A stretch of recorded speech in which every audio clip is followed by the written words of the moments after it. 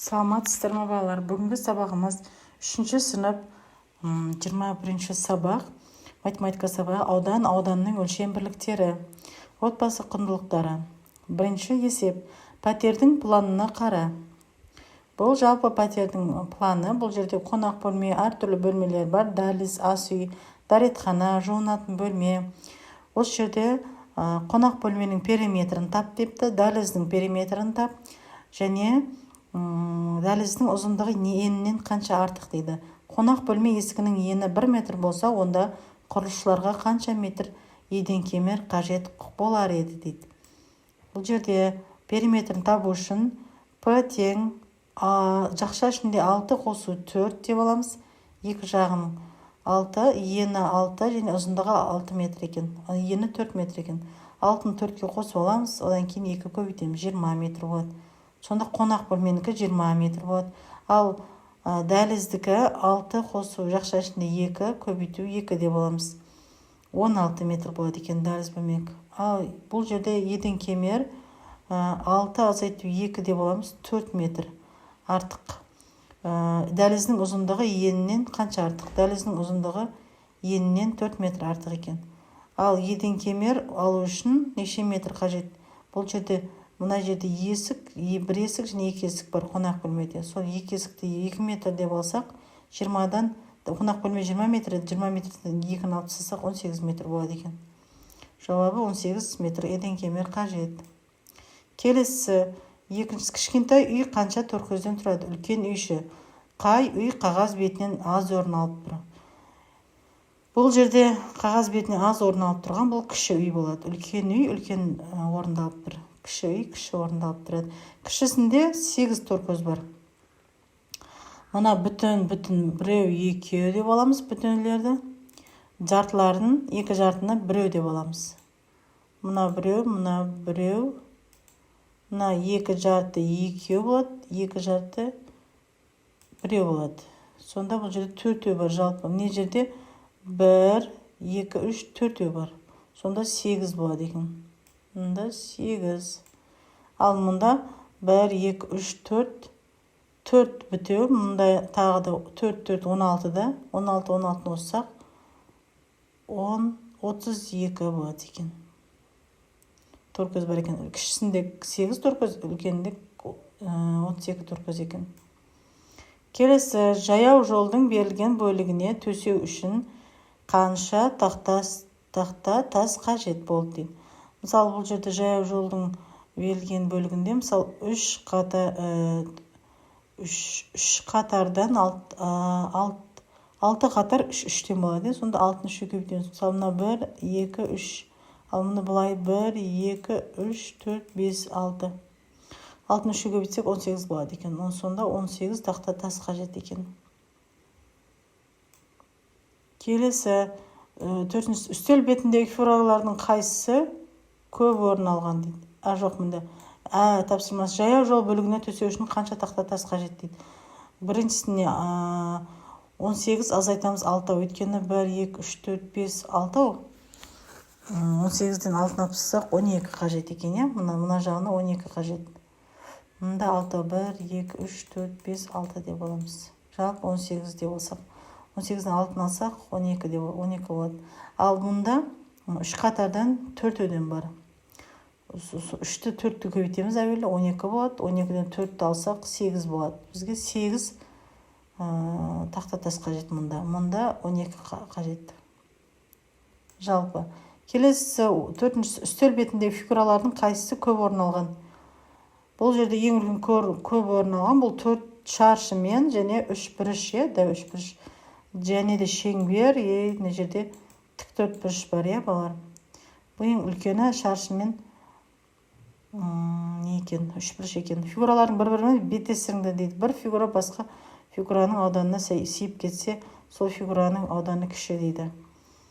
С тең фигураны көбейту формуласы метр квадрат деп аламыз. Мысалы, ауданның А сантиметр көбейту Б сантиметр тең А көбейту Б сантиметр квадрат деп алады екенбіз.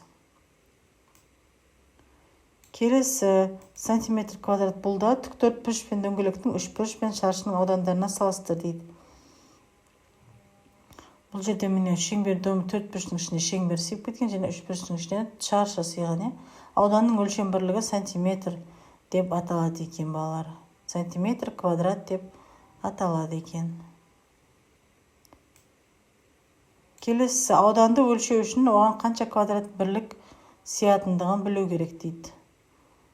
Мына 1, 2, 3, 4, 5, 6, 7, 8, 9, 10. 10 квадрат метр бірлік керек екен. Мұнда біріншісіне, екіншісіне де 1, 2, 3, 4, 5, 6, 7, 8, 9, 10. 1, 2, 3, 4, 5, 6, 7, 8, 9, 10. 10 квадрат бірлік керек екен. Келесі, берілген фигуралардың ауданын тап дейді. Ол үшін алдымен толық шаршыларын санап, толық емес шаршылардың санын 2-ке бөліп алған нәтижені бір-біріне қос дейді. Толықтар мысалы мынау, 4-еу, 5-еу, 6-еу, 7, 8 болды. 8 толық емес, мыналар жарты. 1, 2 жарты, 3, 4, 5, 6, 7, 8. Жартылар бұлар. Бұларды барлығы сонда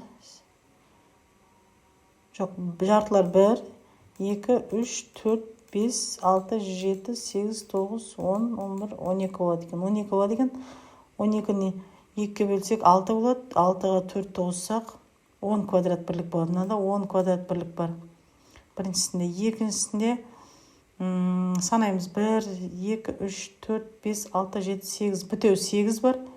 Ал жарты 1, 2, 3, 4, 5, 6, 7, 8 бар екен.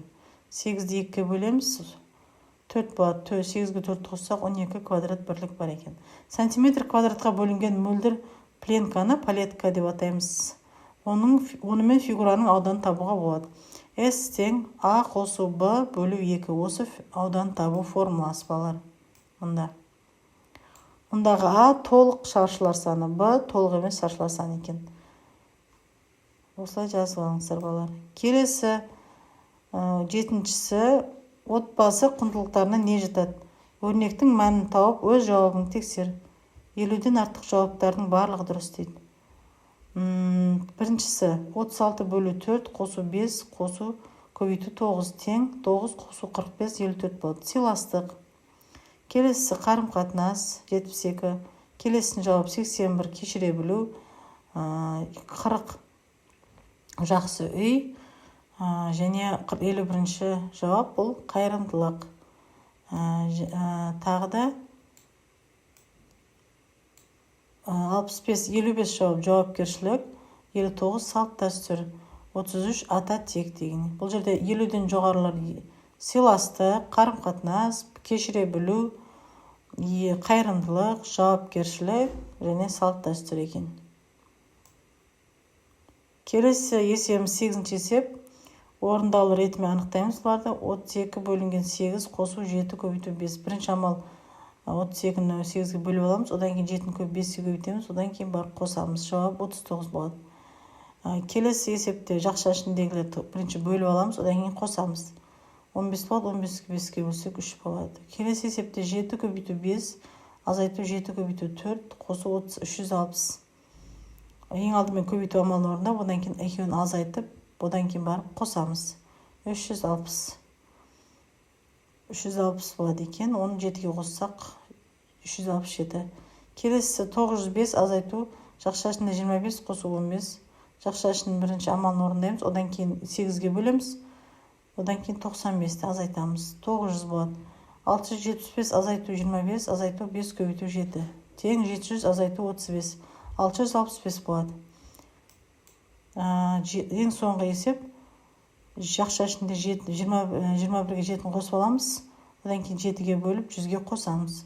Жауабы 104 болады екен. Келесі есеп 9-ші есеп. Талғат, Алия, Маржан үшеуі анасына көмектесті. Үйді шаң сорғышпен тазалады, ыдыс жуды, бақшаны суғарды. Талғат ыдыс жуған жоқ және бақшаны да суғармады. Алия да ыдыс жуған жоқ. Балалардың әрқайсысы не істеді?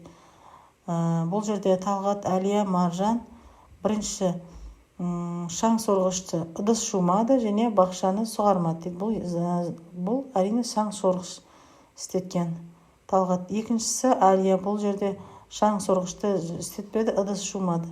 Бұл бақшаны суарды. Маржан шаң сорғышпен тазаламады және бақшаны да суғармады. Әрине бұл ыдыс жуды. Осылай кесте түрінде белгілеп қойсаңыздар болады балалар. Қайсы бала қай жұмысты атқарған. Келесі есеп 10-шы есеп. Өзіңнің бөлмеңнің планын сізде. Оның периметрін тап дейді. Мына бір бөлме деп алсақ, 4-ке 5, мына ұзындығы 4 метр, ені 3 метр болады. Периметрін табу үшін екі қабырғасын ұзындықтарын қосамыз және 2 көбейтеміз. П тең 4 метр қосу 3 метр, көбейту 2 тең 14 метр болады. Жауабы бөлмемнің ауданы периметрі 14 метр болады екен. Бұның формуласы мынау балалар. Осы формула арқылы жазамыз.